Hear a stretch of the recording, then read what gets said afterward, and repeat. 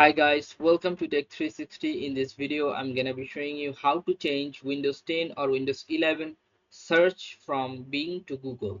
If you see that the search bar, which is if you search anything that is Microsoft Bing. Okay, so how you can change to Google instead of this Bing, I'm gonna show you right now. So just all you have to just go to this search bar and write here CHROMETANA, Chrome Tana. Now hit enter.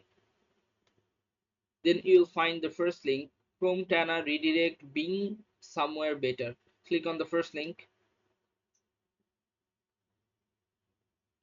Now you have to click on this get option. Click on get, the blue button. Now click on add extension. After add extension, your extension has been added. You have to now click on this Google icon. Click on Google once. New search engine has been set up. Okay, now if you just delete all of this and write anything here, like anything you can write.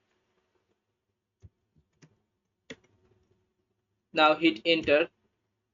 You will find there that the search engine is Google instead of Microsoft Edge or MS Edge.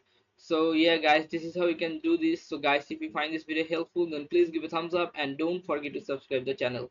Thank you so much for watching the video.